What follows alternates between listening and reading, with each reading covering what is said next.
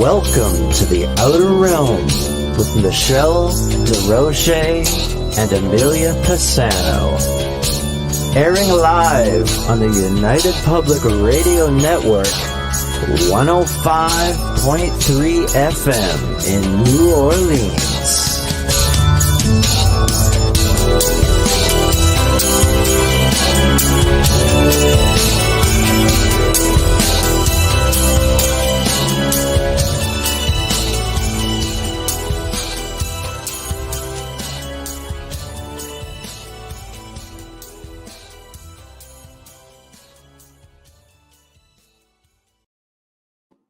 Good evening, everyone. Welcome to the Wednesday night segment of The Outer Realm. We are broadcasting live right here in the United Public Radio Network and UFO Paranormal Radio Network 105.3 FM from New Orleans.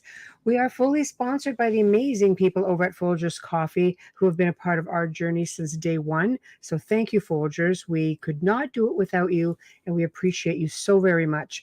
Also, big thank you to Dr. Snick, the sonic surgeon, aka Justin Snicker, for his contribution of his time and his music for our intro and outro.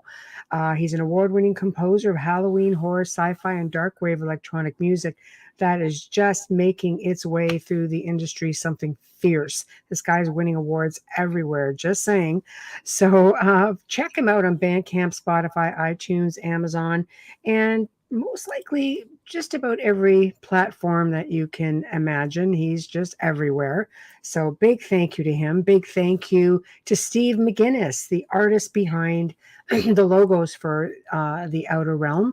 He can be found on Instagram and Facebook, does a lot of commission pieces and has a lot of amazing stuff just ready to go. So check him out. Now tonight, we welcome for the very first time Priscilla Rosado-Cruz, and this should be a lot of fun because she does astrology and she does spirit coaching, talks about numerology, cardology, and she, basically, I guess I was the experiment.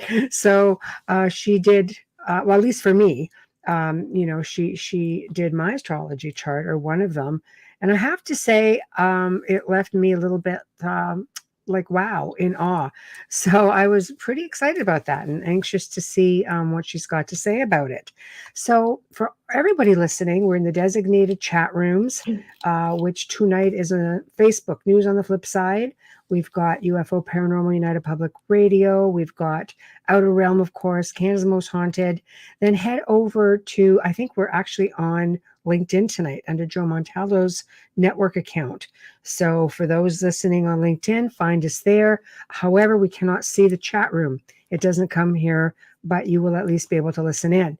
YouTube, of course, is UFO Gods and Extraterrestrials and the Outer Realm. That's it for YouTube tonight. And they're being a little bit extra finicky. So we're not on the usual YouTube channel. We'll leave that right there. Anyway, Bubbles, as Wayne would say, you look like an alien in a flying saucer tonight. This is as close as I'm getting to one. I have to say, it's bizarre, right? I'm so sorry. It's weird because I'm talking to a talking spot. Right? I know. It's just bizarre. You probably have better visual when we're on the phone. Yeah, sorry guys. I'm under the weather, but excuse me. Anyways, I didn't want to miss a show. I hate when I miss shows, and especially when it's a new guest, it makes me feel really bad if I haven't been here. So, like, my face is nasty right now, but I'm here. I can hear. Right. No. I look like an alien. That's as close as you'll get, darling. No, we're still going to have some fun. Thank you, so Tamara. We're just going to have a technique because I can't see you. So what I'm going to do is I'm going to open up my messenger here. And if you want to ask a question, just send me an emoji or something so I know. I know it's weird, but I can't see you. So do you want Messenger or do you want me to text you? What's faster? No, just Messenger's fine. Whatever works. Okay. It's open, so I'll see it. So when I see some little emoji come up, there we go, right? Yeah, even that one, because then it dings. So I know with the ding that And you you're want gonna to hear ask a ding, ding, question. ding. Okay, And there when we you see the go. green face, it's me. I love it. I love it. So I've sent off, sent the link off, Thank you, and Carol. we have people chiming in. Bubbles is dancing in the dark. I can That's assure right. you, she probably is. And Carol, If you Melissa, only knew today. Mara, Wayne, this is, yeah, perfect. So, I can tell on the soundboard that we have the various platforms all starting to tune in and fill up. And That's good. yeah, so That's good. I do have to say, Priscilla sent um a written Chart. reading, which, Yeah. I think is what a lot of people get. And I tend to get lost in that. And she was kind enough to do a video one. So all I had to do was just really Oh, listen. Yeah. And she goes, I really need your opinion, validation. As you know, it's really tough when you come up with things and there's yeah. no validation. So I said, yeah, no problem. I'll listen to it. And I have, oh, well, there she is. We'll just let her talk all about Oh, it. let me give that quick intro because everybody's like, "What? What? Okay, I only saw, hurry up and make her it quick bio, because blah blah blah." give me the condensed version. See, I wouldn't miss you, Priscilla. I'm still here. She is a psychic, intuitive astrologer, cardologist, and channeler. She runs her own practice, Spirit Coaching Astrology, and is now a newly published author. Please welcome for the first time, Priscilla Rosado-Cruz. There we are. Hello. Hello, hello. Let Hi, me just get Hi, the how are you? band. I'm There wonderful. we How are you go. guys? Thank you for having me. I'm excited. Oh my Oh, God, it's a it's pleasure. awesome having you. It's I a pleasure. Well, sorry, no screen. I'm under the weather and I'm medicated, so like I'm green as AF. So Understood. I'm we getting have over a technique. If myself. she wants to ask a question, she's going to send me some crazy emoji, and you're going to hear the computer go bing, and then I know yeah. she wants to ask you a question because normally we have like hand signals. Right. So I can Yeah. always tell when Wait, polite hand signals. Polite hand signals. Yeah. Doesn't sound right.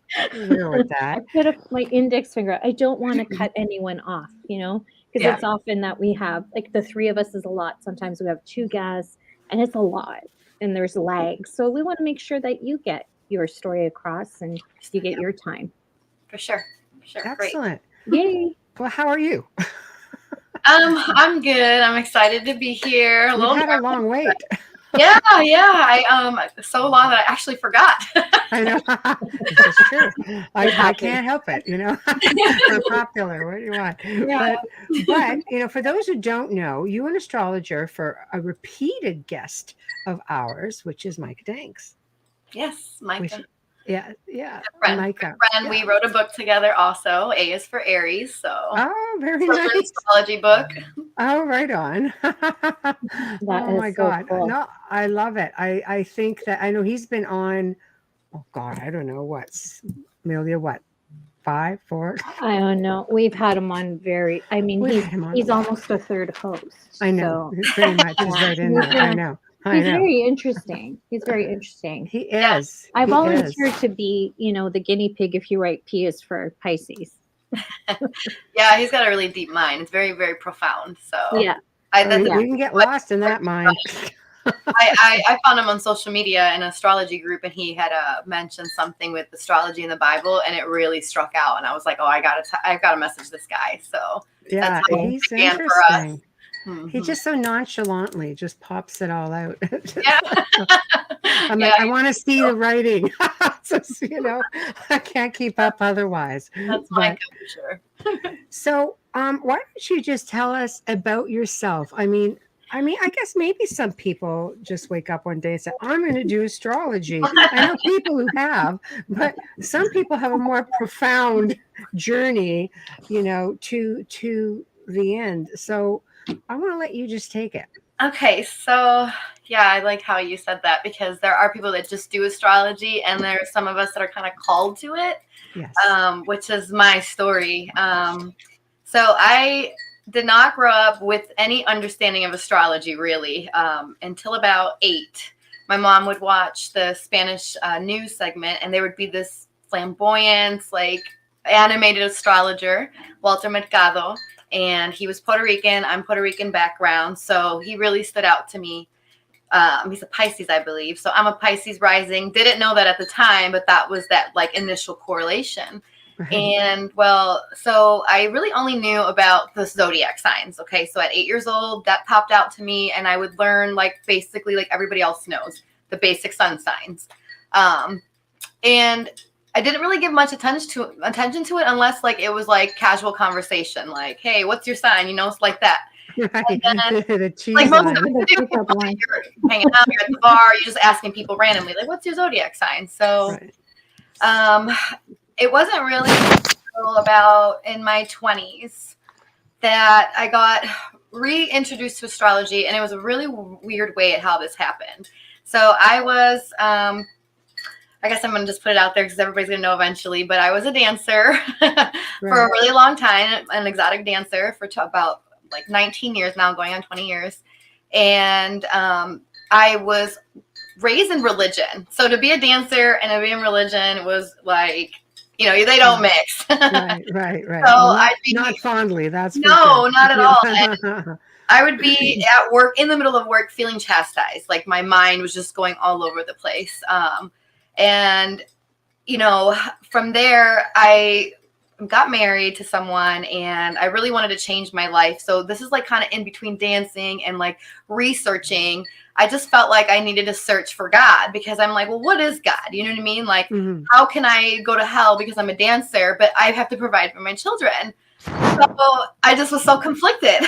Right. And so I think that's what really sparked me to start digging. And I found this like this religious cult or sect. I don't even know what to call them, because I don't want to like disrespect anyone because of their beliefs. But how I came to learn it, it was very cult-like. Right. And not occult, cult, C-U-L-T. Right. So they were called the Hebrew Israelites. And this is how I really got back into astrology, because I was learning with these people, and I was learning the Bible with like etymology. I was learning the Bible with like bringing in history, timelines, like genealogy. And that brought up the book of Enoch, which is mentioned, I think in the book of Ezekiel or something like that.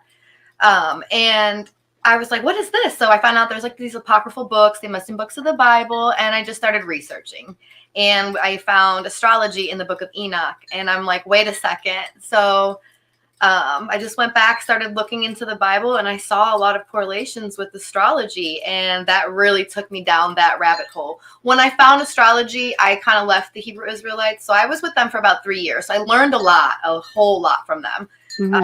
So I don't really like knock it. It just wasn't for me. They're very fundamentalist. Like they believe the Bible, like exactly how like you got to follow the 10 Commandments, the laws, like you can't eat pork. You can't, if you're a woman, you got to wrap your head. Like it was bizarre. Yeah. That's very, it's hard because it's very regimented, very staunch. It was very strict. And I'm dancing and I'm married, and I'm like, okay, how do I do Hebrew Israelite? How do I be a wife? And how do I strip all in one? Like, sure. Yeah. So, yeah. Well, yeah, it's an interesting combination to say the least, you know. So you decided, okay, you know, I'm on this road to astrology. Yes. So why don't we basically just say, what is astrology? Because a lot of people don't really know. They have an idea. It's like zodiac stuff. Yeah, everybody thinks it's the zodiac signs. Right. So let's break it down a little bit. Like, what is it? What is it used for? Okay, so astrology, as I know it, is basically it's the language of the universe. Okay, I call it the math, or the way that the universe communicates.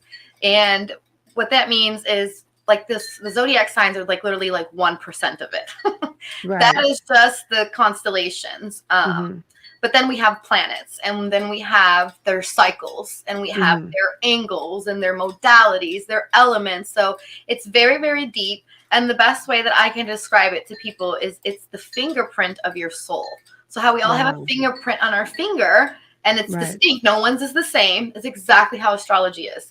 Because you take your time of birth, where you're born, and your birthday, and all that configs a print up in the sky with the planets and an angles. and no one's is the same. Like unless you're born like at the same place, at the same time, the same day, it's not going to be the same. And even down to the second, it won't be. Right.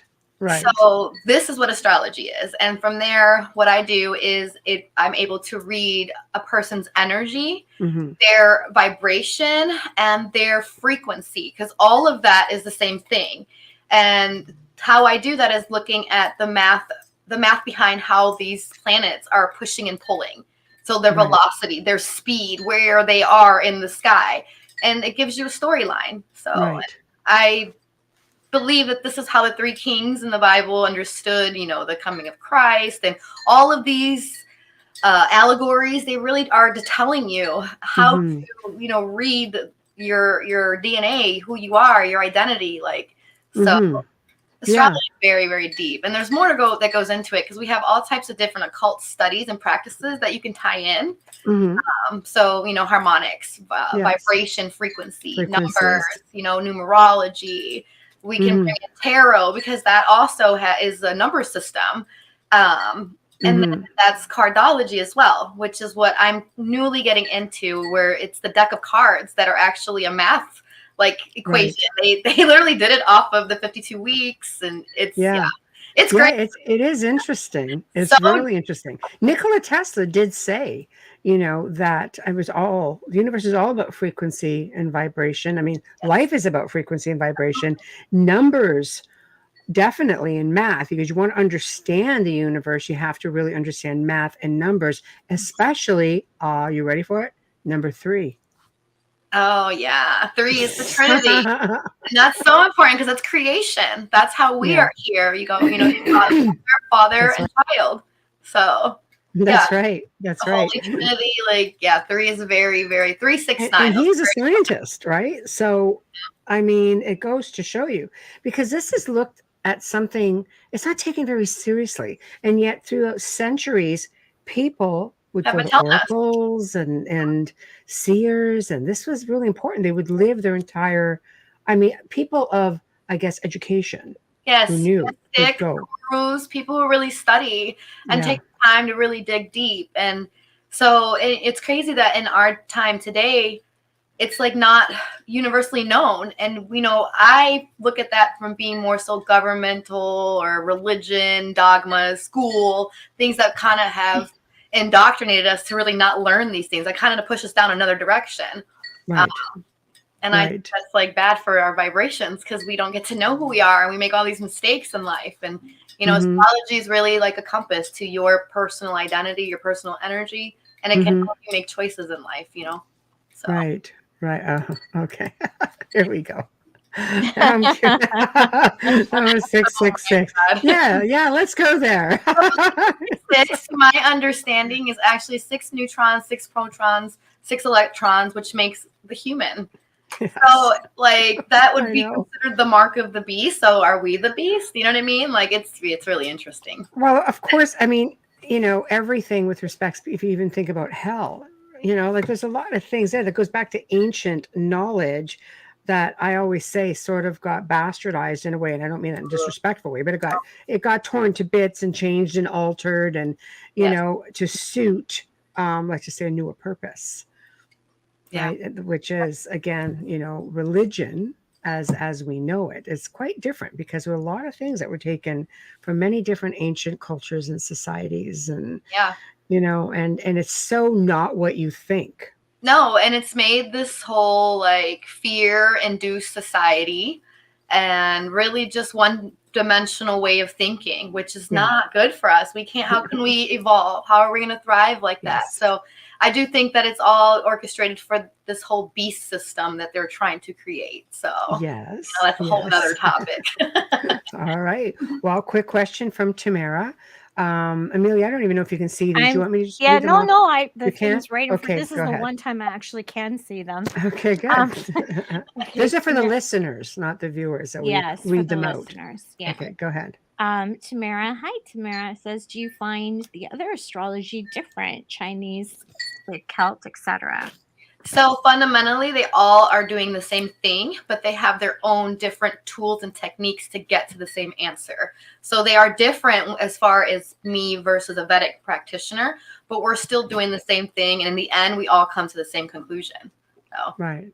Okay, there we go. Very cool. That So where do you cardiology want? chart is pretty scary. Sorry. What is it? No, go ahead. Remember, I forgot can't see you. me. I didn't get an emoji. So go ahead. I'm so sorry. I'm too comfortable. This is the most comfortable I've ever been. I can't even reach the floor in my office, so this is a little bizarre for me. No, I was going to say the cardiology chart is very intimidating to look at. Why do you say that? Oh no, to look at it, just to see it. To me, it's intimidating because I don't understand it. Because the way that it's laid out, all the numbers and the details, right? Yeah, it's so intimidating. Yeah. I think when I first started it too, like actually when I first started astrology charts, I was like looking at it and I'm like, okay, what does this all mean? But once I really started learning it, like there's really an easy way to learn it. It's all literally like pie charts and just angles. Like once you get the drift of how all energy works, you can understand a lot faster. So it's all about knowing the numbers. Like 1 through 9 are so important. That's numerology. If you can figure out numerology, you can kind of figure out the rest of it. Mm-hmm. Right. So how long did it take you to master your craft, shall we say? Okay, so I have Aquarius in my 12th house. And what that means is the 12th house is your subconscious.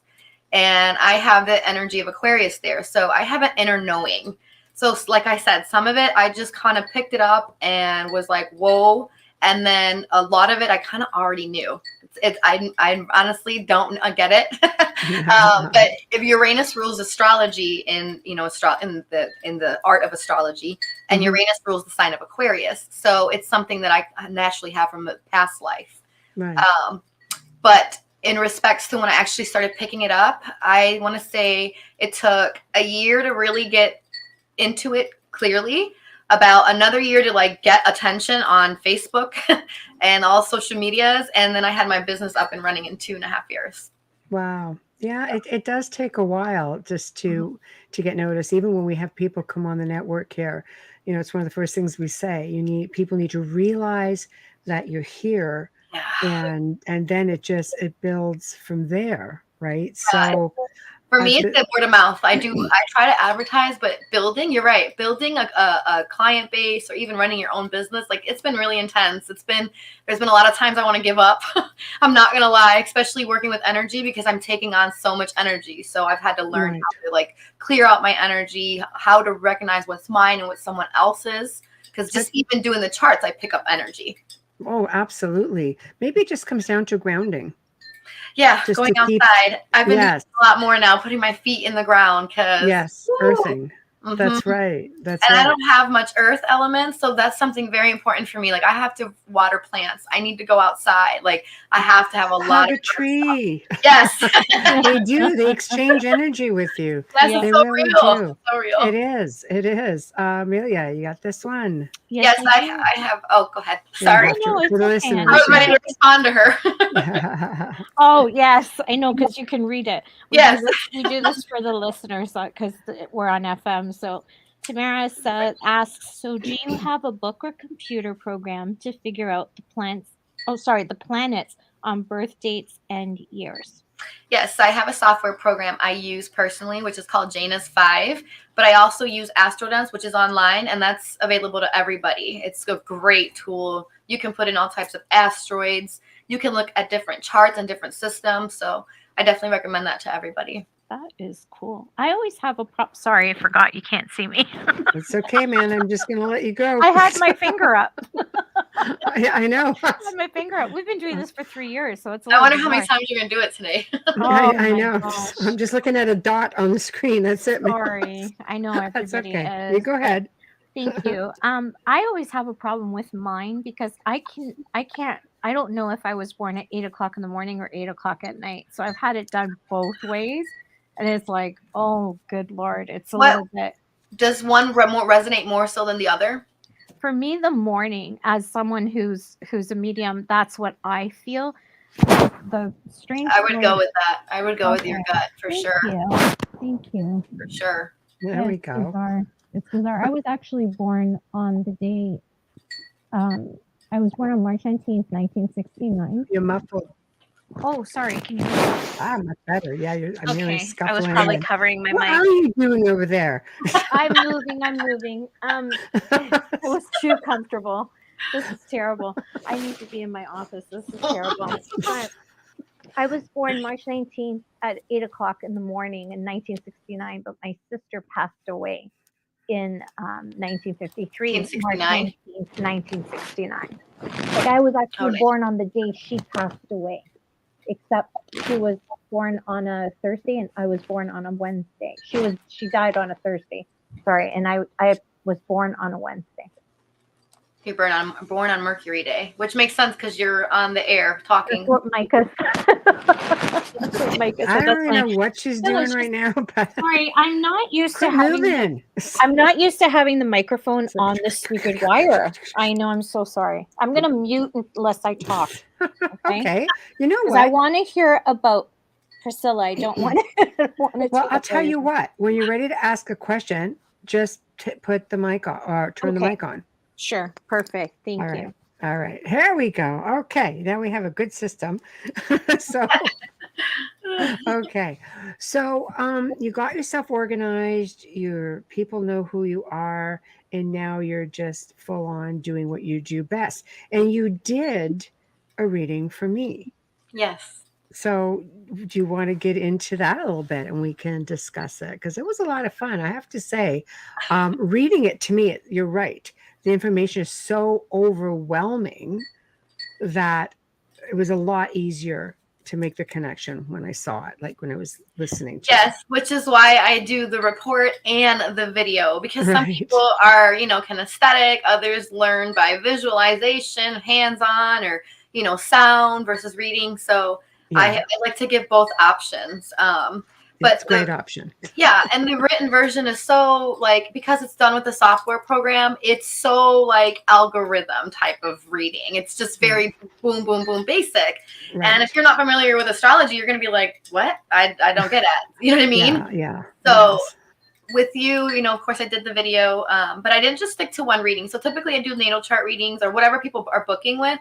Are booking for, and with you I kind of threw in transits. I did progression or profection years. I did the natal chart reading all together condensed just because we were going to do this. Right. And but yeah, so yours was amazing, I've got to say. It was, thank you. And your feedback was so great. I was like, oh yes, okay, good. And this is why validation is very important. Yes.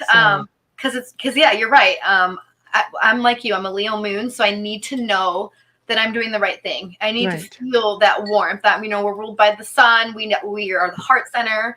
I've got to know that I'm leading and I'm properly, getting the message across. Because I don't want to lead anyone astray. To me, it's very important work, and you need to be very ethical because you have people's souls in your hands in your life. Yeah, it's true. And people really hang on what you say. Yes, and so there's that responsibility factor. Oh, right? yeah, because energy-wise, I'm helping them create their reality or helping them get out of their stuck reality. Right. So if I can be really, I can get in trouble with the law of karma, things come back around like a boomerang. Right. So with your chart, I was like, okay, let me talk about the things that really stood out, and kind of knowing a little bit about what you do as far as we're doing this radio show.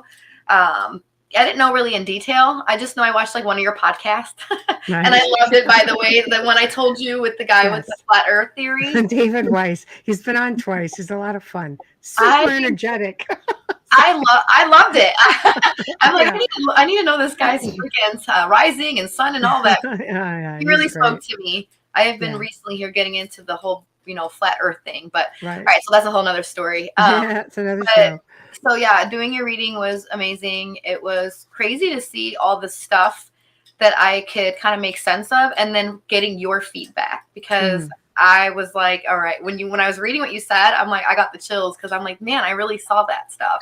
Yes. So like you said, it really helps me validate that I'm actually reading these charts correctly. Right. But yeah, so I don't know what you want me to say as far as your reading. Go ahead. Yeah, just go whatever you So want. Yeah. what really stood out to me was your 14 to 18 age. Right. I actually want to minimize this so I can look at your chart. Let me see. Yeah, you can actually screen share. I mean, from your end too on this program, which is great. Okay. Oh my gosh. I know, it's just loads of fun, right? So tell me, how do I screen share so I can give you my just go to where it says, okay, 1 second, present. Okay. And right when you click on that, you'll see share screen. Okay, let me share screen. Yeah, you can share screen, and then you just go to whatever window you want on whatever platform you're on.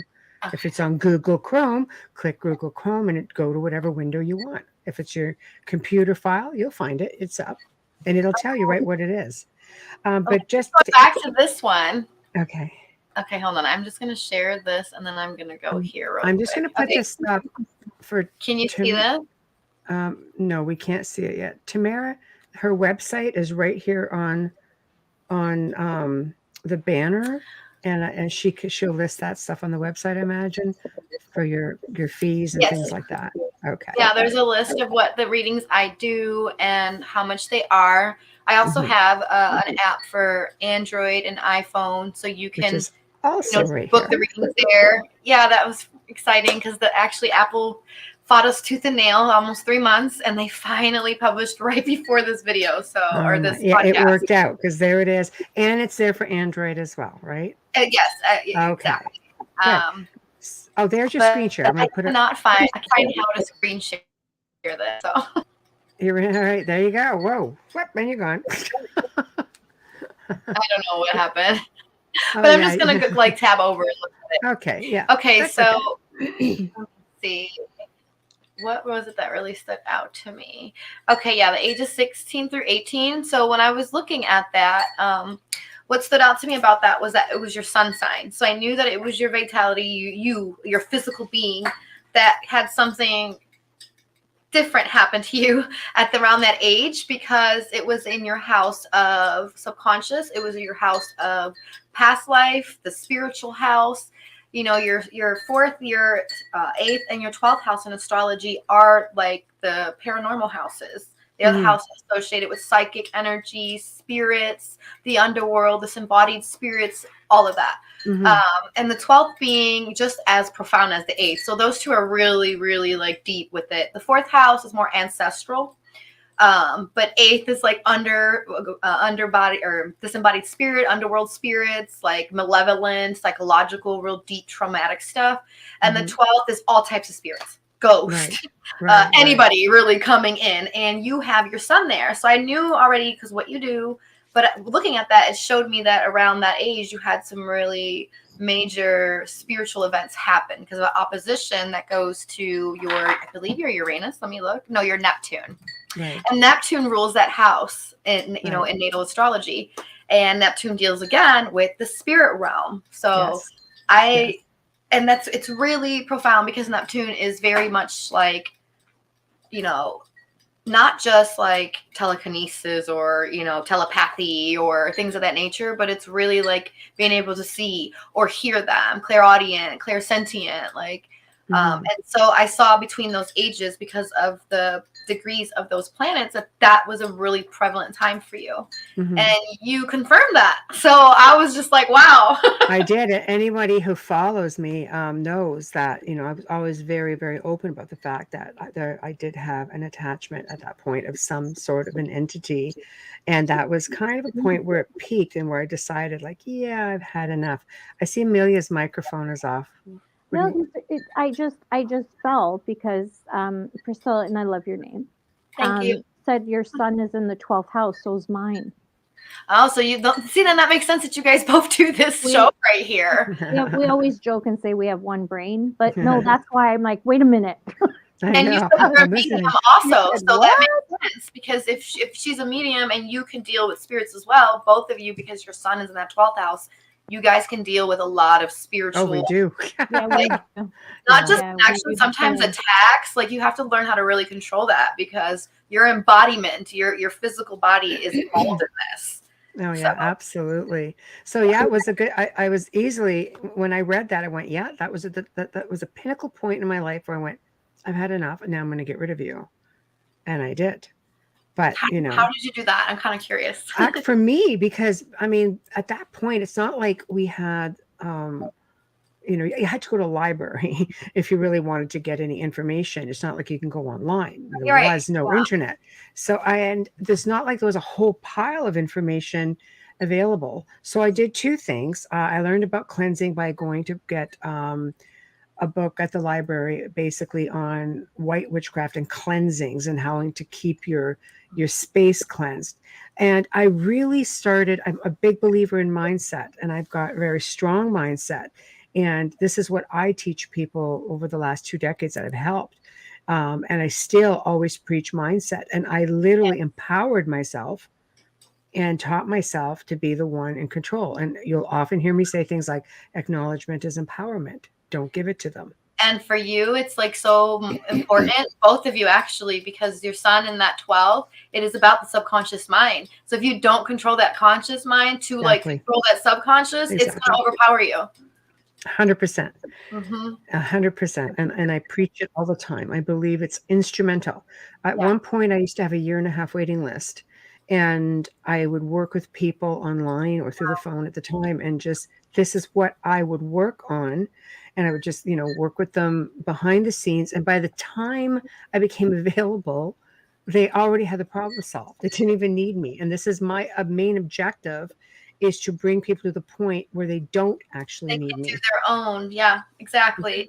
Which is what I intend on doing too eventually here. Now that I have my apps out, I'm going to work on creating classes so that people can learn this stuff on their own and they can just take power and control, because that's what all it is. It's really gaining our power back. And we are in that age of awakening where people are starting to realize, like, wait a second, I've been giving my power away. I've been living this lie. I've been living controlled and in a box. And yeah, we have to grow past that if we're going to take that control and really just be better in our lives. You have the power. Yes, you really do. We really do. And we've been giving it out to, I don't want to knock religion again, but we're taught to, go wait on God or wait on Jesus. Conditioned. And those, it's not supposed to be that way. This is not what those, Muhammad, Jesus, those people were not teaching that kind of message. They were teaching what we are all teaching right now, but it's been distorted through time. So of course. I mean, it's one of those things. I always say that we're a species with amnesia. There's so much that we don't remember, that we're not allowed to remember. And I think this is a way, because it's funny, because I was just listening, to the video, and a lot of things started coming to mind. I'm going, I do remember. Oh yeah. And it was easy for me to go through that timeline. That's great. So it definitely does. Yeah. Refreshing. I love that. I love that it connects like that, because that's the whole point of this. So that way you can be like, dang, okay, so this is my energy. This is why this is like this. And once you can make sense of that, you connect the dots. Now you understand your story. Now you know your mission. Now you can live a optimal life and help other people, Right. I especially found even like the part, I mean, you nailed the personality on so many levels, and every aspect of business that I've ever done, because I've worked professionally. I've worked with government. I've worked with, the man's world of, I saw oil. that. I know. Different careers. I saw like that whole change. Oh yeah. Just, well, my paranormal, sort of found me, but I sort of, even while I had an oil company, ran itself. I can run it from anywhere in the world. It's, I traveled all over the place. It's just like, bam, bam, bam. Everything is digital now. It's so easy. But transitioning from this very corporate world into a very paranormal based, TV and stuff. It was very, very different in transitioning to it. And eventually you just go, because like you say, it called you. For some people, it was what was for you. And I can see that in your chart. Like, just when I was doing the reading, making sense to all of it too, without even knowing you, but knowing that you do this paranormal radio, and I'm just like, now that's why she's attracted to it. And okay, experiences, and it made a lot of sense. So it was really great doing your chart. I enjoyed it. Oh, thank you. Thank you. The future stuff is interesting and finding like, oh, because where you were bang on again was, oh, I see you. I don't know. Are you relocating? I think you're selling the house. I'm like, here's so hoping. But Like, yeah, damn. it's a plan anyway. And that's really just understanding the transit. So what I mean by that is like you take your distinct energy that you're born with and then you compare it to what the planets are doing right now, what they're going to do 5 days from now, 10 days from now. And so these cycles is what you learn. If you can understand numbers, you can understand frequency, you can understand cycles, because everything moves in cycles. It's just what it is. Right. You're welcome. Question. Amelia, you got this one? I do. I see the mic's off. That'd be safe. Yeah, no, it's on now, right? You can hear me. Yes. Carol Hernandez, hello, Carol, says, how long does it take you to do all that stuff? I'm assuming she's asking about reading someone's chart. The readings, I like to put a lot of effort into them. And because I bring in so much different techniques like numerology, you know, numbers, vibration, cardology, I take between 3 to 5 days is what I tell everyone. But I'm only one person and I'm growing. So it's taken longer and longer now. But the videos are extensive. They're, you know, I think yours was, what, 2 hours long? So I typically do about an hour to 2 hours in the video. The reports are 12 to 16 pages long. So you're going to get like a good amount of information. And, you know, they do take me about a week each just because I want to be detailed. I want to give people enough that they're like, oh, okay, this makes sense. And to spark their brain. I want people to, my intention is really to get people to start searching on their own, you know, just kind of laying the foundation for them and sparking their minds. Right. I think it's great. So in doing so, you figure you'll start doing what, online classes through your website? Yes. And I'm going to have them on the website for people and on the app so that they can purchase and, you know, go at their pace. I'm going to have beginner, intermediate, advanced, because as I'm growing too, I'm learning more and more. I don't just do this and that's it. I literally still read all the time. There's so much about astrology and just the occult in general that I'm still learning. Like I can't even tell you, there's like 2,000-3,000 asteroids. They all mean something.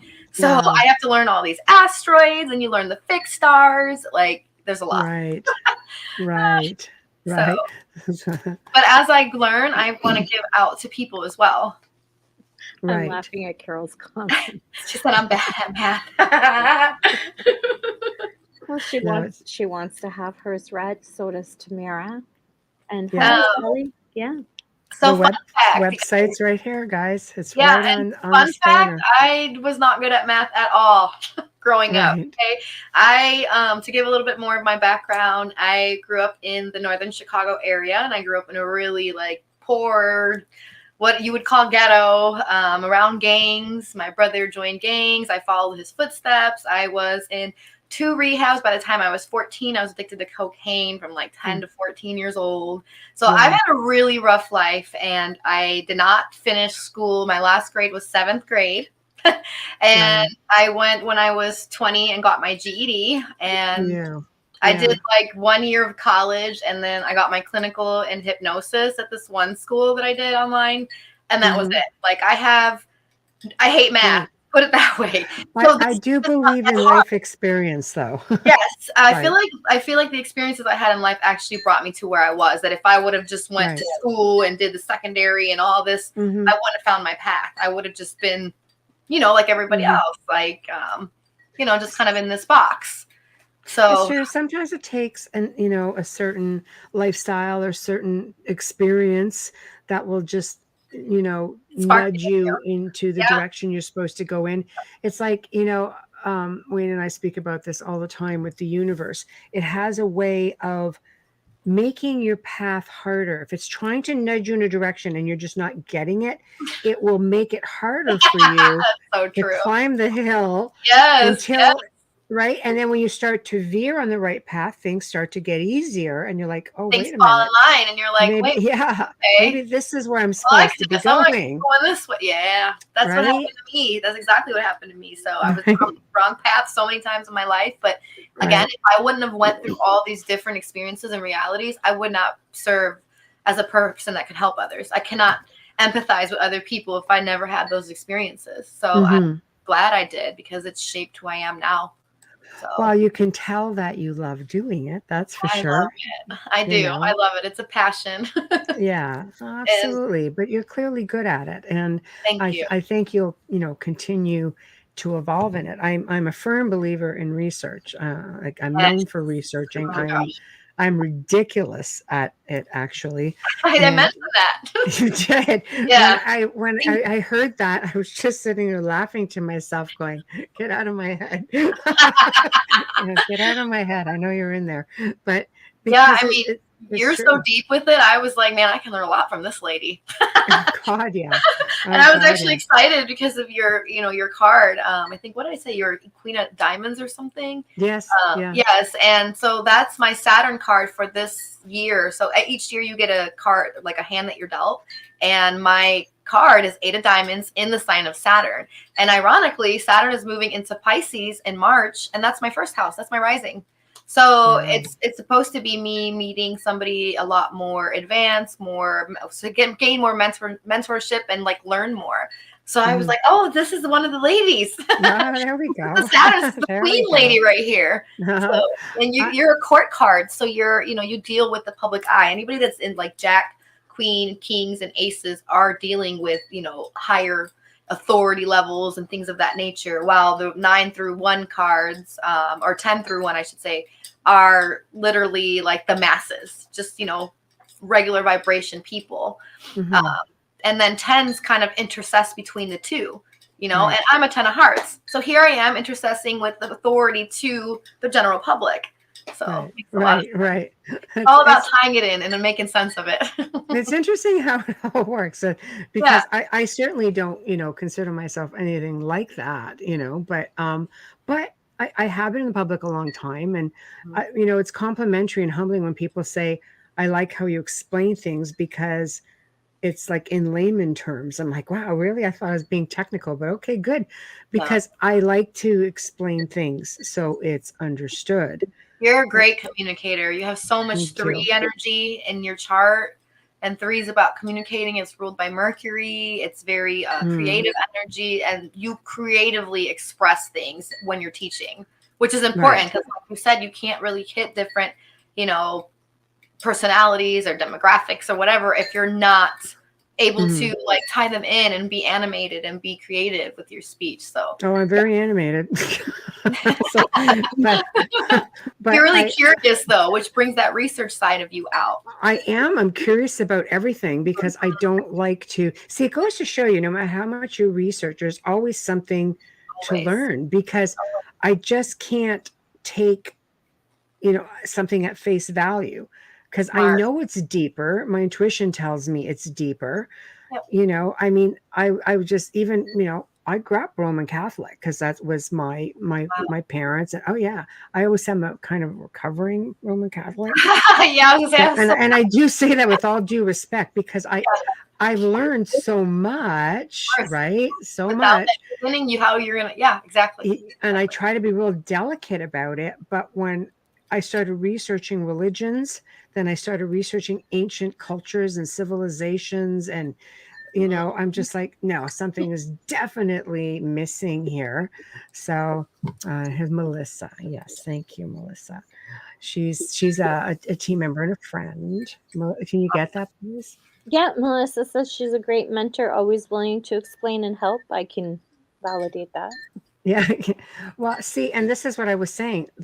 I've done a lot of public speaking. I'm happy to talk where I can talk, but there's only been a handful of people in my life that I have actually put out what I know to. People say, do you think you'll ever write a book? I said, no, I don't have any time. People think, will you ever do classes? No, I don't have any time. You would be a great writer, though. Thank you. Yeah, that came up in the chart too. You're a 7. You're a number 7, and 7s are writers. Yeah, she's a very good writer. Figured. Yeah. I don't have any time. I feel the same way because I'm a 7 also, and I'm like, I don't want to write. Yeah, I mean, Micah were doing the book. I was like, wait, right now? There's like, no time for a book. I would need somebody, to do an autobiography or something, or biography, because I don't have time to do that. And Now we I would love to ritual books. teach. You can just read it like this, just There we go. I could do an audio book. Yeah, but even There then, I'm all over the bloody map, So, well, here's another one, Amelia from Carol. Mike. Carol says, she's referring to chart. As per earlier. I've only done mine on Google. Ha ha ha. I get that. I used to do that too. I'm a Leo with 2 cancers, whatever that means. I love that. I love how honest. She knows. Yeah. I'm glad that she knows like the signs, but I wonder if she knows like if Leo's the moon or the sun, if the 2 cancers are the rising or the moon. Because it makes a difference, right? And those 3 are your main personality components. So it represents your id, ego, and super ego. Yeah, I doubt it because it's on Google. So they probably, my dog's crying here. Like, really? He's Seriously, feeling your pain, Mama. He's feeling your pain. So, oh my goodness. I wish I could see the doggy. Aw. Yeah, Wayne, can you see that, or are you just with the dog? No, it's okay. I fixed his bed. He does this even under my desk. Wayne says, I hear you on having no time to write. Wayne is an author of 4 books, although I do like the number 7. How curious. Funny that, Mr. Author. Funny that, Mr. Yeah, 4 books, 600 pages. Excellent books, by the way. Excellent. And one's an award winner. Tales. Yep. Yeah. The Vampire Tales. I'm just going to put that out there one more time. What does he write about? I'll let Michelle tell you. It's historical fiction, and the series is called The Vampire Tales. I would like that. They say redheads are vampires, so there we go. Right? They're really great. They're a really, really great series of great books. Wayne, yes, he could write a book about you. He could write for you. We need him to continue that series. It's not everything needs to be put out there. I'm just saying. I've done so much freaking TV. My life is an open book. It's already out there. Y'all just have to go look for it. That's all. So when we're talking about astrology, and it's not taken very seriously, and you were talking about religion. So there's different correlations in there. Yes, big time. Can you get into that a little bit? So the reason why I feel like, again, with the 3 kings looking at following the North Star or whatever to find Jesus, that's astrological. That's actually, explaining that time frame and what was happening in the stars then. To me, all of it is allegorical. Like Jesus represents the sun because it's the giver of life. And what does the sun do? It gives us life. It gives us vitamin D. And, you can kind of do that with all of the constellations, all the planets, and all of the gods in all of the books, technically. That's kind of more so Micah, Dank's, yes, it is. Yes. Expertise. He's an astrotheologist. But that's how I kind of make sense of it also. But with it being, I feel like with religion, I feel like it was created to kind of, and not just indoctrinate us, but to get us off of that understanding, that vibration of energy, and, comprehending that, because again, they can't control us in that way. Once you're out of your vibration, you're out of whack. So now you're dealing with all these lower vibration entities, energies, frequencies, and you don't have control. Right. So I feel like religion was made really to kind of keep astrology out. But what they did was they took a lot of the astrology truths and they made it into this book, and they taught it more so as a, fictional story that became literal. Right. Like they gave characters to the energies when it's really just explaining the energies. You know what I mean? Right. No, for sure.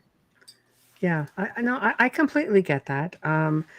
I think, when you go back to the Gnostic texts, the Gnostics and the ancients, look at the Egyptians, they would line up all the different star systems and all that, everything. Yeah. Yes. I mean, they knew. And somewhere along the line, and that wasn't a secret. I mean, ancient structures everywhere were followed. I mean, even the to follow aspects. the stars. Yeah, you can come to this side of the globe or go all the way to the eastern side. It was all, following this same flow of cycles and energies. Yeah, so absolutely. I think, religion came, and I want to say that was around Constantine. It was around, it was about 350 AD, in and around there, because Gnosticism itself still spoke of the stars, beings from the stars and constellations. They talked about all of that, and that went on to be, the Essenes and the Cathars, and that was around the time where, it did change a little bit with Constantine. And as time went on, they became really hardcore about it. Absolutely. But, what's really interesting is that the Vatican, they follow at least astronomy and astrology, because they go in through these different ages. So when you're looking at the age of Pisces, let's just use Pisces as an example. In the Catholic Church, the Pope's cap, it's a fish head, people. That is the age of Pisces. Right. And we're now about to move into the age of Aquarius. That's right. And when we went through the age of Taurus, you could see all of, when the whole world was in the age of Taurus, the bull, you could see it in Egypt, you could see it in Greece. Well, and that's what it is. It's just ages. It's just the 2600 years cycle. Yeah, exactly. Constellation as we're moving through it. And we're about to move into Aquarius, and we're seeing Aquarius things come very prevalent: astrology, technology, AI stuff, people waking up, because Uranus is the ruler of Aquarius, and it's the great awakener. It is the planet of enlightenment. Right. And so we're moving through that era now as we're coming into it. We still have a little bit of like Pisces residue era. That's why we still have that push and pull between belief, because Pisces era was the era of belief. We're moving away from that. It's not about belief no more. It's about knowing. Like we're going to know what this. I do. I completely understand that. I mean, the Vatican's got, they've got their telescope, Lucifer. Yeah. Right? Oh my God. Right? Yeah. Yes. They do. I mean, it's not like they don't follow it. Nope. And people are like, Lucifer. They call it Lucifer because Lucifer is luce, means light. It is. It's light bearer. That's right. Yeah, that's why. Wayne Mallows, hello Wayne again. I think organized religion took the knowledge of the stars and planets and hid it away from the common person. Just my opinion. They did. They made it into a more occult type of practice, very secret for higher authoritative figures in society, and they kind of. The thing with that, though, is that a lot of the higher energies, not all of them, but there are some people, there's duality in this reality. And if we understand that, then we understand like higher and lower vibrations.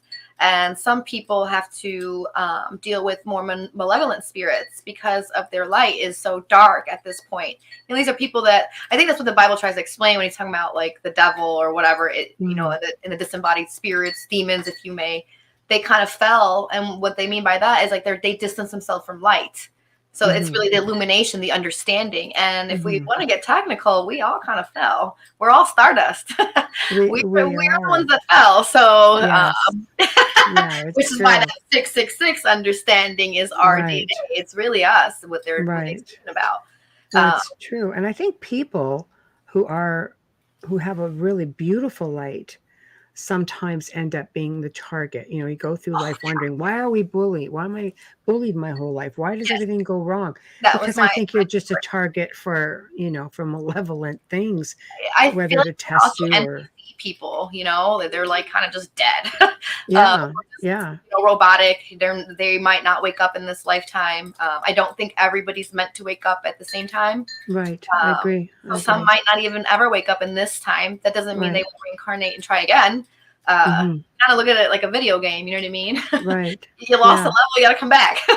So what's your thought then on reincarnation with all of this? Oh, yeah. So I heavily believe in reincarnation. When I got into astrology at first, I didn't.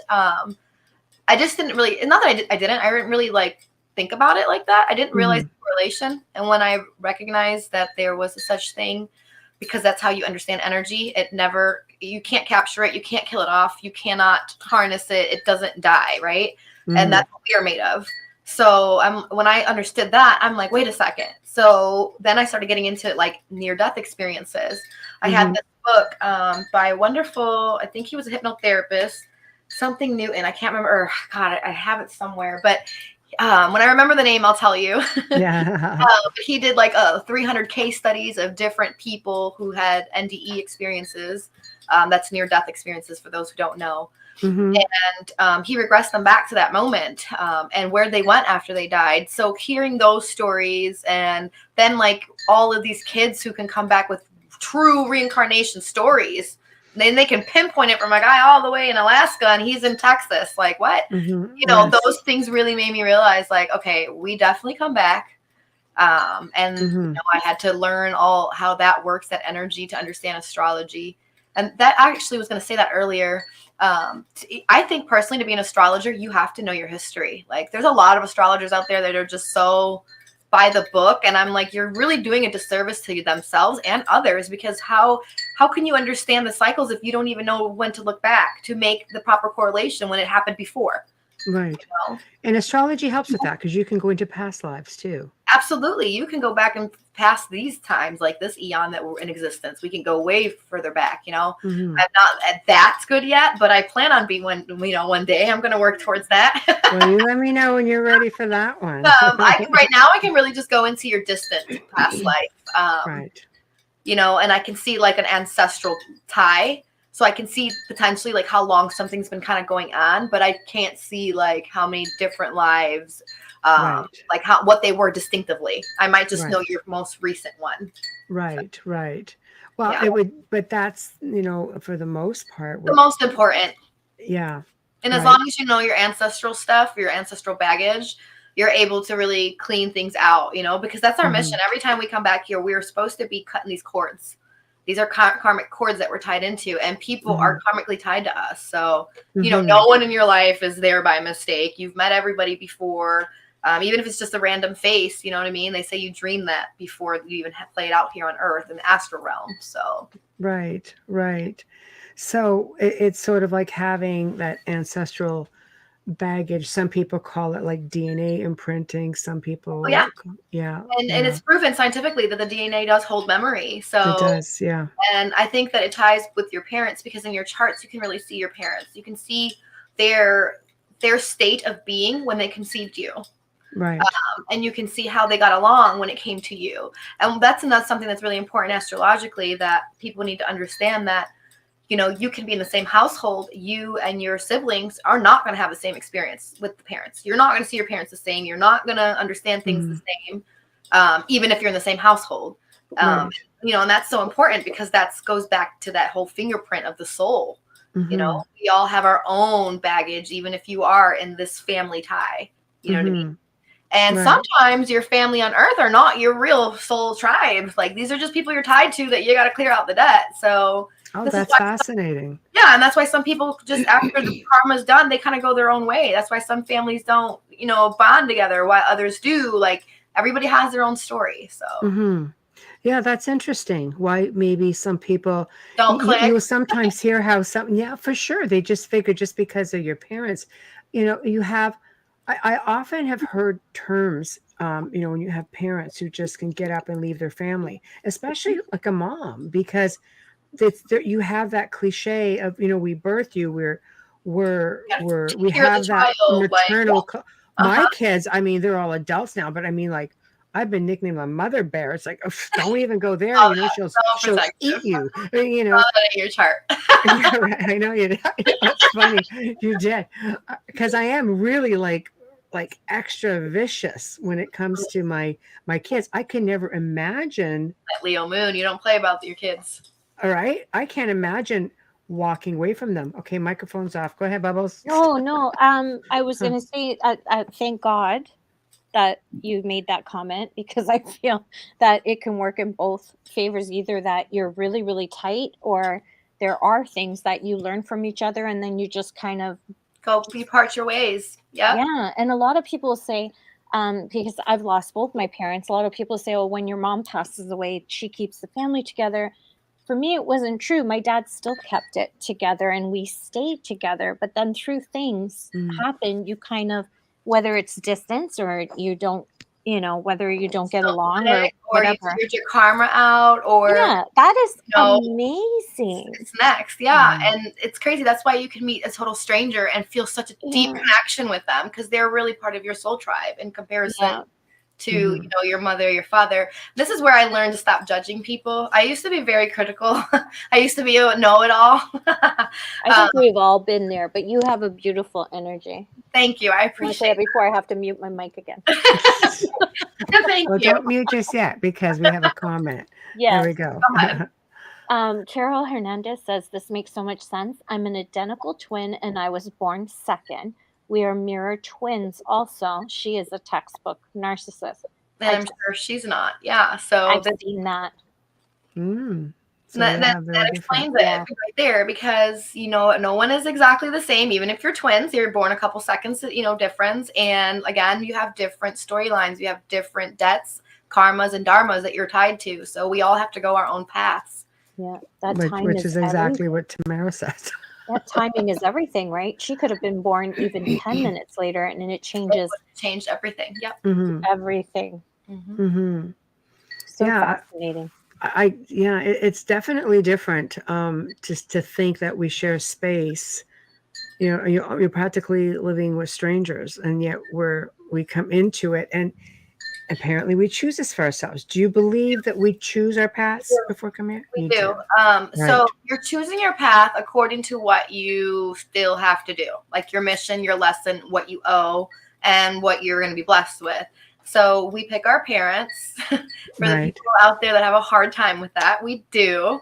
But you pick them for what you need to experience in this life when you're coming back, and what you got to clear out. You know, Mhm. fundamentally what's going to put you on your path.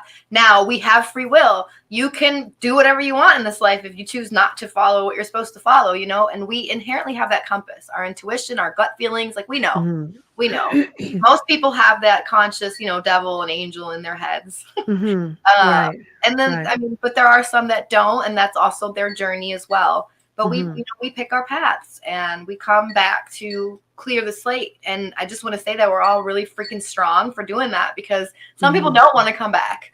And I No, don't it's blame them. true. Yeah, it's This true. place is the school of hard knocks, man. Maybe the path isn't for us, you know, when we choose these Sometimes, individuals. yeah, sometimes Maybe you're it's for trying to help their other part of the people. journey.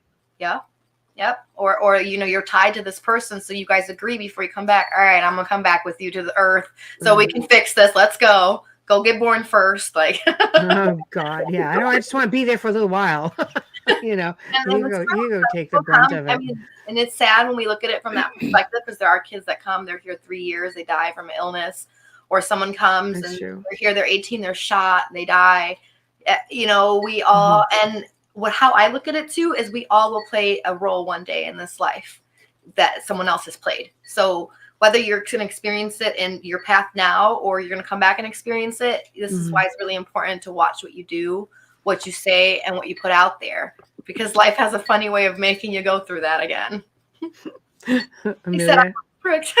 I have to agree with Wayne when he said me. I was the most bored person in school, and I did really well in school, and I was bored, and I felt like I have done this 100 times before. I don't want to be here. You probably have. You probably have. I believe it. I don't want to come back, and we say that on the show a lot. I'm like, no. And Yeah, they say we have a choice. I don't know how true this is, but what I've heard is that, like, when you're going to the light, that's you coming out the birth canal into another life. So you're supposed to not go towards the light. Okay, you know what? I've heard that theory, but for different reasons. Really? That's interesting. Yes, that's actually really interesting. So stay away from the light, and you don't go back into the conveyor belt of life. But Yep. there's a theory that's been going around for a long time, and I don't know. I do ask on the topic. I will, you know, occasionally put this out there to guests, especially when they've had NDEs. There's the theory that because they believe that we do get recycled in, and if you want to avoid, you know, if you want to be free, sort of thing, and go back into the universe, then you have to avoid the prison planet by avoiding the light. And it's one of the reasons that we are so conditioned in life to go to the light. Yep. And they tell us that. They tell us that in like in so many odd ways, whether it's through movies or books or songs or whatever we hear. They literally subliminally indoctrinated it into us. Yeah. So imagine how many people are in their passing state and they're going towards the light. They're reincarnating back. And that's another concept that I've gotten into. I don't know if you know who Santos Bonacci is. I'm really big with him. I'm supposed to actually be on his show eventually here, so I can't wait for that. But he was teaching at one point how we cycle back through the moon, and Saturn, that rings around Saturn kind of keeps us stuck. That's because Saturn is the planet of limitation. It's the planet that rules over matter, which is us, our physical being. So that illumination and that process keeps us cycling back as well. So, which is funny because moon is mother in astrology. Right. So we come out of a mother, a womb, a portal of light, and the moon is a luminary. So yeah, there's so much that ties into that. Yeah, I start looking at stuff like, things that make you go, Yes. Go ahead, Melissa. Bubbles. Melissa. Hi, Melissa again. Do you believe that we travel in groups, so to speak? Souls stick together? I love that freaking question. I don't know if you guys seen that kid movie. What was it called? I know where that almost went. We're guilty of it. I cleaned it up. But what is that movie? This it's a Disney movie, and it's called something Soul. It's really cute. But that movie teaches about how it actually works as far as soul groups. And that book that I was reading that I was trying to say, what was his name? Something Newton. Man, I cannot remember. But he talks about soul groups also, that when he did the interviews for the NDE, those people also talked about, that you go back to a soul group. Now you can individualize, decide to go this way, according to your lesson and your plans. But we do have groups that we are tied to, which is, again, why you meet a total stranger and you connect better with the stranger than you will your sister or your mother. And they feel like home to you because it's somebody that's associated with your soul group. So, yes. So that makes sense then. Next. Tamara asked, so how many people are milling around in the dark avoiding the light? I would think a lot. I mean, I think I'm not sure if this is where we get ghosts from, but I think that's what we might consider ghosts. They're kind of stuck in the astral realm, potentially. But I don't think that the ones that decide not to go are like the ghosts. I think these are people that have just lower vibrations, so they couldn't get up a little bit higher. I think your vibrations matter, like where you are effectively in your evolution, because that's what your reality is going to be when you die, just like how you create your reality while you're here. That's interesting. So I do think people who are stuck in like a specific religion might be stuck in a realm that they don't want to be in because they believe in hell or they believe in purgatory or things like that. So Right. Yeah, soul. It is called soul. Yeah, because realistically, if you avoid the light, does that mean you just go back? We are pure energy. So instead of coming back to the physical plane, we basically go out to the universe, right? I think we're going to other realms because I believe in, now this is where we talk about quantum physics, because I do believe in dimensions. Yes, big time. So I do believe that you can opt to go to a higher vibration or a lower vibration. But again, I think it's all fated to where your understanding is. What you potentially handle and what your lessons are. Okay. And do you believe the soul can split and live simultaneously? I think so. Yes. Okay. Yes, I think that's why a lot of people can experience like these weird quantum leaps, or maybe that's why we have the Mandela effect and things where people are jumping, different realities. Yes. So that would make sense. Okay, Amelia, see, mic's off. Yeah, no, I want to agree with Priscilla. I do believe the soul splits as well. Yeah. I think we're actually split now. That's how we're here. Yes. Because we are tethered to our real selves up there, our higher selves, as they say. And we're now in our lower selves to have this experience we call life. Yeah, agreed. Yeah, the prison planet, as they call it. Soul school. I really love with the prison planet. And, that kind of, again, to me, ties into that whole flat earth thing. But that's a really deep, you got to go deep for that. You do. It's a lot of unlearning because I David Weiss for that. He's we had David came on twice. The first time he came on, I don't think, because he gets battered up pretty good on some shows. Like they really go at him. I think I saw the And second he one. really know what to expect, and he's got a huge amount of followers. And they were a little hostile in the chat room at first until we realized how easygoing we were, because we're pretty round table like, we just have a good time. And I said, I'm just going to fire off the questions. He goes, okay, let's go. And that room lit up. Like they're like, oh my God, it's the best show ever. We're like, yeah, I know, right? This is great. So we decided to bring him on again. I think that's the interview that you saw was the last one. And he had this whole presentation this time. And we just really had a lot of fun with it. It's just, there's so many different theories out there. And it was so ironic when I clicked on when you sent me your link and I was like, okay, I just want to watch one video. I want to get an idea of what I'm getting into. His was the first one that pops up, and I had just got done reading a book about Admiral Byrd. Right. So I was like, you've got to be kidding me. So it was just adding on to what I was already learning about, like, the world past the ice walls and all of this, the Earth and all this stuff that I was like, that's kind of makes some sense here. Oh God, did you go in and read all the comments? Like there was a whole banter going on in there. Like, wow. Stepped out after all. Oh my God. But I wouldn't doubt if it has some validity because of the age that we're in. We're coming into this age of knowing, which means we're going to start learning things that are above our understanding. Uranus is the planet of the genius.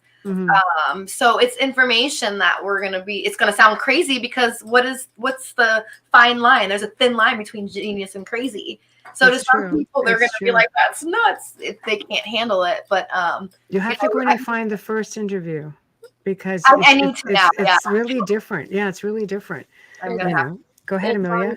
Thank you. It's on SoundCloud because it's like in the 2 millions on the archives. Oh yeah, it's and it's also on this YouTube channel if you're looking for the video. Because he is, when I say high energy, the entire time he was like this, standing up. I saw that one, but the other one I saw, he was really like, he's hyper. I'm like, man, you need to settle down. It was easy for me to follow. She's hyper. I know. And that's that passion. Gosh. He probably has a lot of love for what he does and that passion, and he probably wants to just teach. I get the same way when I'm really like passionate about something. I get really excited, and I'm pure water and fire, so I'm all about my excited emotions. Like, but you should be, and it shows. And it's nice to see that you're passionate about what you do. We're going to do a really quick sponsor and station ID if you're up for that now, Amelia. Yes, I am. Thank you. You are listening to The Outer Realm with Michelle DeRoche and Amelia Pisano, coming to you live from the beautiful city of New Orleans on 105.3 FM radio. Tonight we have first-time guest, and we're loving her. Priscilla Rosado-Cruz is in the house, and we're discussing astrology and charts and cardology. Oh my gosh, this has been such an amazing episode. She has fantastic energy. If you're just tuning in right now, please give us a little bit of time, start us from the beginning, and check us out on archive. You can stream or listen to our archives on the platforms you normally use. Shout out and thank you to the amazing people at Folgers Coffee. Michelle's going to need to hold up that glass because you can't see me. For fully sponsoring our show from day one. We love you and we thank you so much. Another shout out and a huge, humongous thank you for our intro and our outro to Dr. Snick, the sonic surgeon, Justin Snicker, award-winning composer and musician. You can find his music on Amazon and Bandcamp and find him on Facebook and Instagram. He drops clips of his music every single day. Check him out. And if you are watching us on YouTube or on Facebook, please give us a like. Hit that subscribe button. It's free. And why would you want to miss any of our shows? Like, seriously. Right. I don't understand it personally, but whatever. We love and appreciate you all, just, and especially everybody coming in to chat. You guys just make it so much more fun. Oh my God. Chat's the best. Oh yeah. There's some nights it gets really wild. So there's a term that you use, and it reminds me of one of my favorite Rush songs, and albums, which is All the World's a Stage. Yes. Bam, right? So do you want to I love this elaborate on what? topic. Yeah, it's a good topic. It is, because it's kind of, when you come into it, it's scary to think about it. When I started trying to make sense of that, I was like, what do they mean the world's a stage? But so basically, I'm going to describe it the way that I make sense of it. So the sun would be the studio lights, all of the planets, and the world is literally the stage. Like if you're looking at like a Hollywood studio set. And that's kind of how our lives are dictated off. Like there's scripts. And when we're born, we all have that script, which is your chart. And we all come here to play different parts in our lives. So you're just not one vibration, because we are evolving as we're going. You know, time goes forward, energy moves forward in motion. What is that whole science equation, whatever. Right. And so, you know, when I was trying to make sense of that, it fundamentally scared me at first, because I'm like, well, what does that mean? Like, is somebody controlling me? But it's really just the understanding of the energies dictating, you know, your reality and what's going on here on Earth, which it's taken down to a smaller level. So if we look at it from the planet aspect, right, that's the macrocosm, and we are the microcosm. And on this level, the 3D level, we have, I want to say, people in power. I don't know how to describe them. Now we'll leave it there. Because I don't know if they're elite, if they're people, if they're aliens. I don't know what it is. I'm kind of leaning towards aliens now at this point. Probably not wrong. That's an insult to aliens, so I gotta tell you. Yeah, because they're probably a lot smarter, right? So maybe it's like some aliens or something trying to be like them, right? But they really do. I feel like they write our reality. Okay, so this is now what I'm talking about is like our TV, because the TV, the media, you know, all of that is used as a way to condition and keep people fixated on specific things. So like the news, right? I know there was a point in time that the news had to go to court, you know, some news station, and a judge literally, you know, declared that they did not have to produce anything that is of truth, because it's entertainment purposes only. So this tells me that a lot of what is on the news can potentially be staged, but this is hard for people to understand and wrap their head around. And it's the same thing with like celebrities. I feel like a lot of that is scripted, and it's all for whatever purpose, whether it's to control the populace, to keep the money within their group, for people to, you know, attain fame or energy. It also, to me, boils down to an energy vibration where they're trying to harness energy from the masses. So that takes me to that movie, Monsters, Inc. Monsters, Inc. The way that they, you know, the way that the monsters are taking the kids' energies by keeping them in fear, and they put it, that's how they keep electricity in their world. So I kind of look at that sense that they keep us in fear to like take our loose energy. It's not just me who references pop culture. I'm loving Priscilla, just saying. Yes, I think that's so important for people to really like pay attention to pop culture. There's a lot that they tell us, a lot in symbology. If you just follow the patterns, you can make a lot of sense, you know, of it. And if you watch some of the shows or the cartoons, there's a lot of subliminals in the background. You've got to know symbolism. And that's a good point, because it's also something that even Tesla had made mention of. If humanity learned how to read symbols, they really would unlock the keys to the universe. Yes, because it's all that hits your subconscious. Yeah. That's something from so ancient, primitive from in our day that we always will have an affinity with it. It's but everywhere. We're so dumbed down that people don't recognize like how to pick up on that stuff. So that symbology is so important. You know, archetypes are very important too. Once you learn that, you can understand everything, because astrology, symbology, numerology, it's in everything. It's literally in everything. School, buildings, you know, your day-to-day work, your routines. I mean, we have 7 days of the week that corresponds to the 7 planets that were the most important ones before we got the outer planets. All of it ties in, you know? So there's one other thing that I thought was really important, which I'm starting to learn now, and that's called, I'm going to mess this up, but I hope I'm saying it right, gematria. Okay. I think I'm saying that right. So gematria is all about numbers also. And they have websites for it. So all you have to do is put that in Google and it'll pop up. But right there, you can learn the vibration of someone's name. And from there, you can kind of like decode what's happening in society. It's like it makes sense of these scripts. So yes. So is this something you're going to include or offer up? Eventually, wow, something I want people to learn, to teach. I'm going to teach them this. I want to be able to make one day a system where people can actually punch it in with their, with an app versus just on Google. So I'm talking with my software team people. I have all these ideas, and they're great. I love them. Shout out to them, Luminary Softwares. There we go. There we go. Okay, Amelia. See, Mike is off. Go ahead. Yeah, thank you. Tamara says 369 are the numbers Nikola Tesla used. Yes. They were originally Fibonacci. Yeah. Fibonacci sequence. Yes, absolutely. Fibonacci is my great, sometimes uncle. Like, I don't know how many times, but yeah. Oh my God, that's amazing. No, it's not, because I suck at math too. Yeah.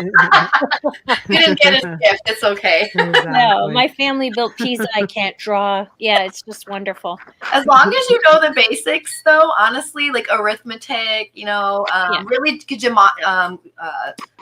geometry is so important. Like those basic aspects, degrees and potentially a little bit of fractions. If you can figure those things out, you can do all of this stuff. Well, it comes down to sacred geometry as well. You have to go back and look at the ancient structures and sacred geometry.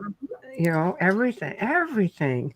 Well, look at buildings. Like most of our buildings are four corners, because that's a foundation, and four is literally the energy of a foundation. So it's what keeps things sturdy. So yes, that would be considered sacred geometry, because they understood this when they were making these buildings. Like, it's really. And if you look at resonation frequencies, you look at the Knights Templar, and a lot of within their structures, they had circular. Like right? and a lot of that represents the antenna on top resonance. Of the eardrum, because it brings down this vibrational energy. That's right. It's a certain sequence to keep people peaceful and have them keep coming back. Just like with music, they attune it at a certain vibration and keep people addicted. And this is why you see societies going crazy and doing all this, monstrous stuff. It's, a lot of people don't realize we get programmed by these vibrations. So it's very, very important to pay attention. I can't stress that enough.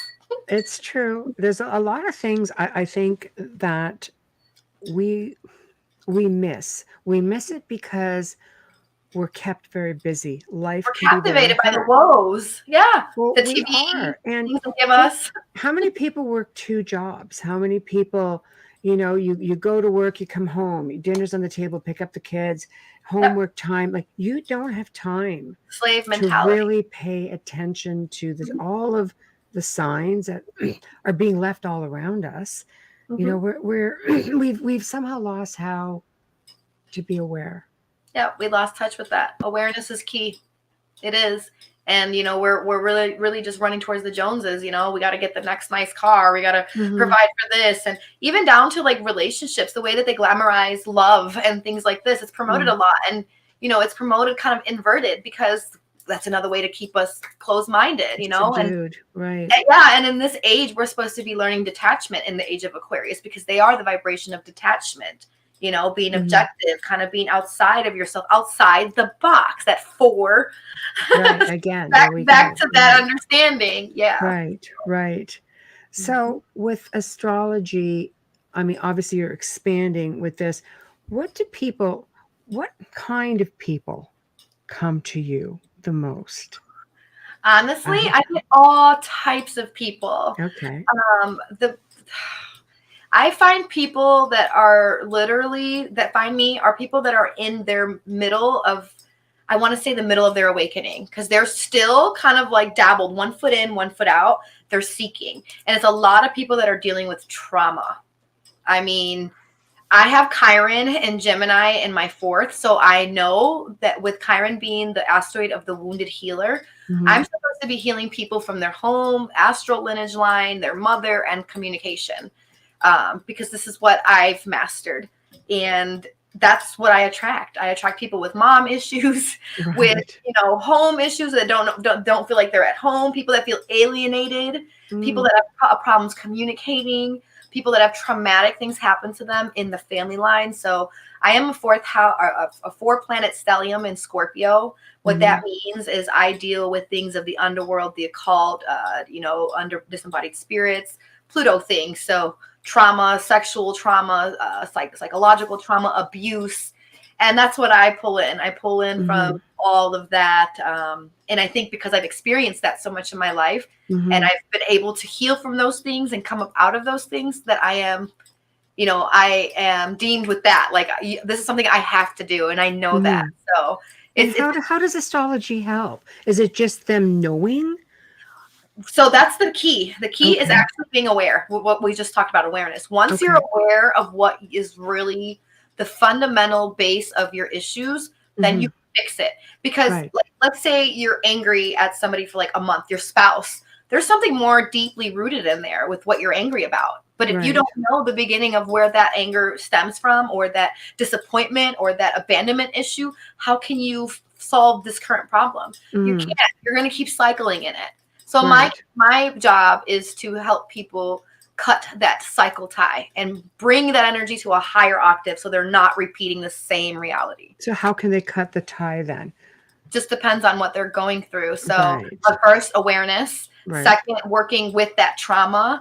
A lot of, like, let's say we're dealing with sexual abuse. I bring that one up because it's been very, very prevalent in my life and with my clients as well.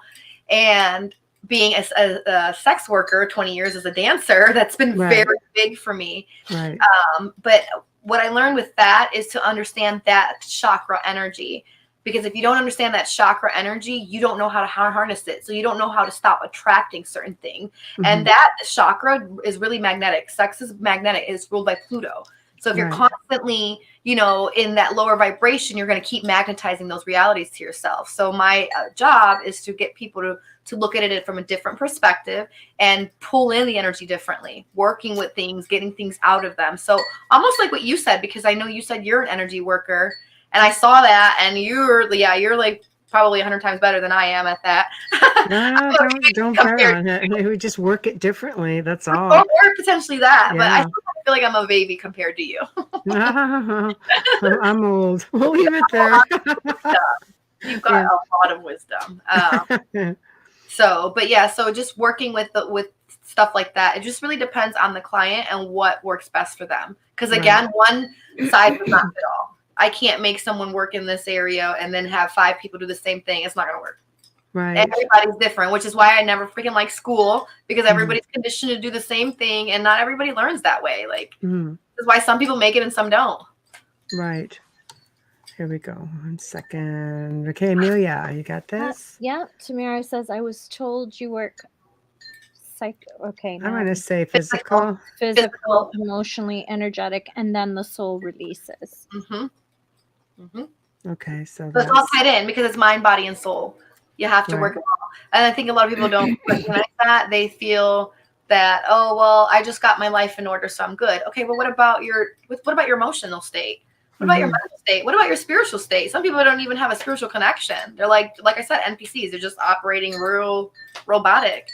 How can you have a different reality or even be as optimal as you need to be on Earth if you're not even aware? If you're not even awake to these healing, tactics, which is why I love Eastern medicine, because they bring in all types of, balancing the chi, the chakras, working with all these invisible energies that we don't even recognize are here. From a very early age. I mean, their school children are taught to meditate. Yeah, and all that's proven scientifically how well that is for the body, the mind.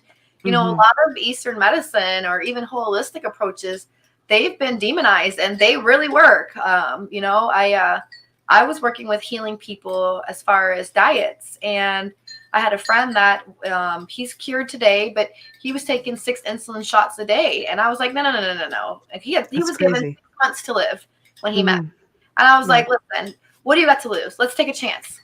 So he took my advice, and I learned a lot from the late Dr. Sebi, a lot of other healers in that respect. And I started understanding alkaline and acidic, which is the same as negative and positive vibrations. It's just on a physical level, the body. And I got him to basically he's off all of the insulin shots. He lost over 100 pounds and he's still Mhm. alive today, 3 years later. There we go. No diabetes. It goes to show you. There you go. Amelia, you get this? Carol Hernandez is saying this is giving me an anxiety attack. What do you mean by that? Yeah. Do you need assistance? Anxiety, like you can't handle, or anxiety that you're excited you want to move forward with this? Yeah. Probably some Elaborate. No. And I just want to mention in Toronto, they are, oh my God, I sounded like a tourist, Toronto. In Toronto, they are doing meditation in a lot of the pilot schools, and they found that there's less need to discipline or, they don't even do after school what's it called, where you had to stay after school. Detention? Yeah, I did that a lot. But they don't even do that. I did it for talking back, but they don't even do that. I know it's shocking, me talking back to a teacher.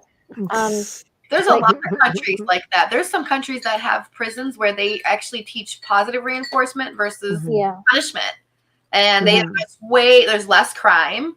There's like people are actually being rehabilitated. They're not going back. So it's a lower, crime rate and whatever you call that when they recidivism or whatever, when they come back. There's a lot of change when you're using positive reinforcement, which is something. I'm a Saturn person. I'm born on Saturday. So I feel like you're a Saturn person too. But it was really hard for me to learn to get out of that whole dogmatic, like discipline, authoritative, like strict. And I was raised that way. So, it's not as good as we've been taught, corporal punishment. And I rebelled against all of that. I did too. I did too. Yeah, we don't have corporal punishment that way. We do. The Christian schools actually have it. No, I'm talking about in Canada in the sense of the Christian schools actually have it. The prison. I was at prisons. Yeah, no, different. Well, the prisons don't have that in Canada, do they? Yeah, some of the schools do, though. They do, though, right? And and we even did here in America, where before, my parents, when they were young, with the paddles and stuff like that, like, that's ridiculous, you know what I mean? And I was raised like that too. Like, our family were very strict. We got spankings, like. Yeah, well, they would do that in school. I remember looking at certain private schools for my kids at one point, and they're like, oh, they wanted you to sign off. Corporal punishment. I went, I'll have to come in and beat your ass if you think that's going to happen. I'm not okay put with your that. hands on my children. I don't think so. We get into that whole aggressive nature thing. Yeah, again, and I do believe in discipline, because obviously you don't want to spare the rod in a sense where they're going to get, if you spoil the child, they're rebellious, and it's a fine line. But I feel like it's all about balancement. You need to have balance in life, and I think that's what all of this tries to teach you: the balance between good and bad, duality, light and dark, the yin yang. Right. You need to be in moderation with everything, just right in the middle. I agree with you. So if somebody wants to come to you, what do you need from them? Okay. So if people want to do readings, I have to have your time of birth, your birthday with the year, and your location of birth for latitude and longitude purposes. Only way I can tell, with the ephemeris where the planets were. So that's it. They can just book on the website or through the apps. Oh, nice and easy. Okay. Amelia, a couple of comments. Tamara says, I took natural healthcare program with 7 years, which included Eastern medicine. There is a lot of energetic issues taken with the physical as a whole. Yeah. And Carol says, from what Tamara wrote earlier, and then y'all talking about it, I'm not making fun of you. I love the Southern drawl. I felt it with urgency. We're out of New Orleans. Remember that. Yeah. I love the Southern drawl. Yeah. So there you go. So, okay. So it sounds like easy enough. So what do you have coming up? Do you have anything coming up that you want to, this is part of the show where you get to promote yourself as we near the top of the hour here. So, well, nothing like, so extravagant yet, but I am working on creating these classes for everybody. So I'm hoping to have it all out by no later than the beginning of February. So beginner classes first. I want to kind of do it in linear fashion. I think it's important for the people that don't know.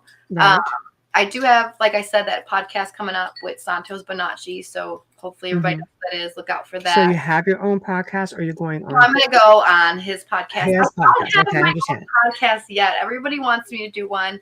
I am working with another astrologer, and we are thinking of correlating and starting our own podcast, doing like a weekly astrology weather report. Well, you know what? You should contact me about that too, because our network is going to be expanding into a full lineup of day shows opening up in January. See, perfect. And you can be the platform that I need right There you there. go, right there. Okay. I'm sure she's watching. She's going to love hearing this. And as you know, we've got millions of listeners. Yeah, and so I think it'd be a great way to reach more people. And Yes, if we do like a weekly weather report of astrology, it'd be awesome, you know, to kind of different news channel, a spiritual news channel going. So well, there you go. Could be a thing. Could be yeah. a thing. And like I said, I launched my apps, thankfully. So you guys can go ahead, download that. You can book through there. I will have the classes available on there. The podcasts are available on there. So every time I do a podcast, I load them on my website. I have a second book coming out soon with Micah. We're going to write part 2 to our children astrology book. This one will be, the first one was from the ages of 6 to 11. So you guys can go ahead and get that for your kids. Christmas is around the corner. There we go. And where can they find it? Amazon. Oh, so excellent. A is for Aries, or it's on my website as well. Okay. And it just takes you to a direct link to Amazon. But and the next book will be? And the next one I'm trying to get it out by May, but it will be for the ages 12 to 17. So what we're doing is we're going from the basic, what we wrote in the first one, and then moving in deeper. So that way, as they get older, they can just kind of follow this series and learn astrology as they grow up. I think that's fantastic. Amelia, I see the mic's off. Go ahead. No, I'm listening. No, I'm because I know we're close to the end. That's I'm why conditioned.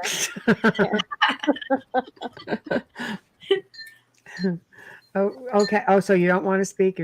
No, I'm because I know we're near the top. Okay, of the so hour. all right. Yeah. All right, just checking. Yeah, well, I think it's really great. So the website and your app is here. Yes. So we'll wait for it. People just, I think Tamara's already found it. And are you backed up right now, or are you taking people on right away? No, I'm taking it in bookings right away. It's just like a week to a week and a half delay. So you have to give me a week and a half to get your readings. I do all recorded readings. So they are via email. That way, if you're not able to be present, you can watch it at your spare time. They are also, you're able to download them and keep them. And I actually do offer, once you're done reading the reports and watching the videos, I do offer a 30-minute free Zoom live consultation to kind of go through everything. So they just have to email me back. Oh, that's fantastic. Nice. Can I say something? This is a great Christmas gift. Absolutely. If you're not into it, but you know someone who is, you should contact Priscilla because it's a great Christmas gift. There we go. There we go. Well, dang, Amelia, medicated and everything. That was brilliant. Well, I'm always a salesperson. You can get that in my chart too. You are. Absolutely, she is. Well, I really want to thank you for joining us tonight. It was just a lot of fun. I love your energy. Absolutely. Yes, and this was easy too. Very round table, like you said. I loved it. Very easy. We like people to be relaxed. I've had people, especially when they catch wind of listeners, I just like people to be prepared. I said, this is the opportunity that if you want something out, there'll be a lot of people listening. For sure. And they're like, well, now I'm worried. I was nervous. I was like, you don't have to be worried. No, it's just the three of us. It's just the three of us. Right? That's right. Everybody else is just, whoever's in chat. And they're fun. And your background is the bomb. I love your little alien heads. Like, I was drawn to that the whole time we were talking. That's our whole house. Thank you. Oh, Thank I love you. that. I just love it so much. Yeah, so the whole house is like this, minus the aliens. But no, those are real. They're moving around and stuff. But I haven't even seen it, but love it. Oh, thank you.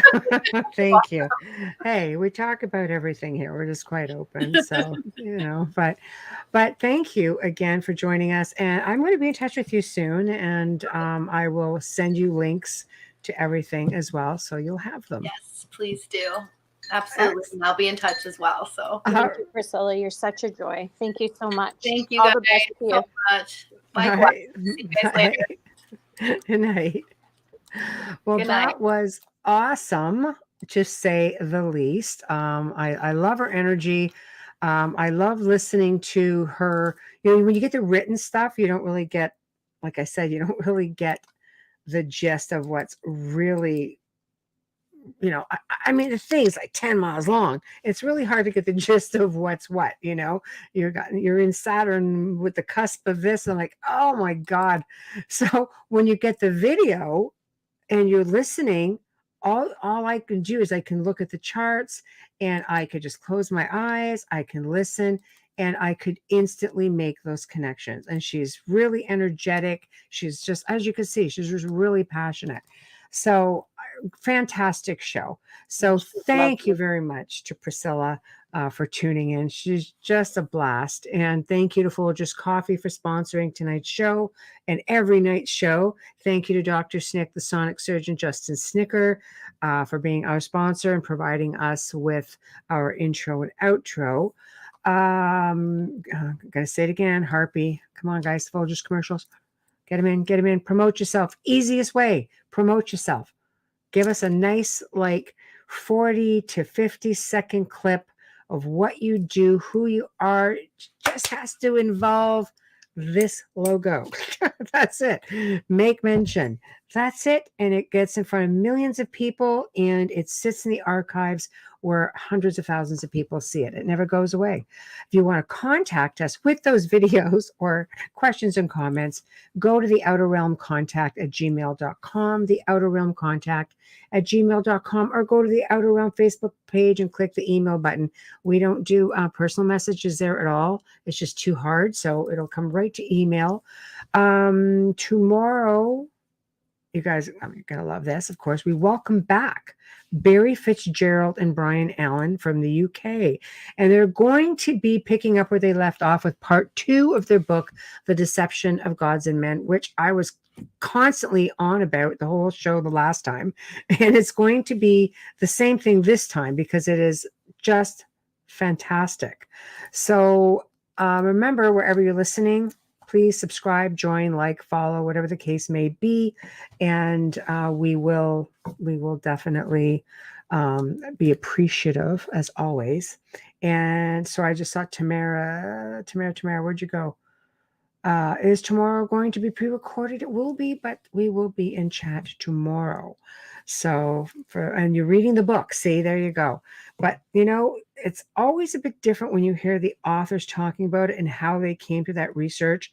And I've noticed that they were already putting in some new things in there. So that's also pretty awesome.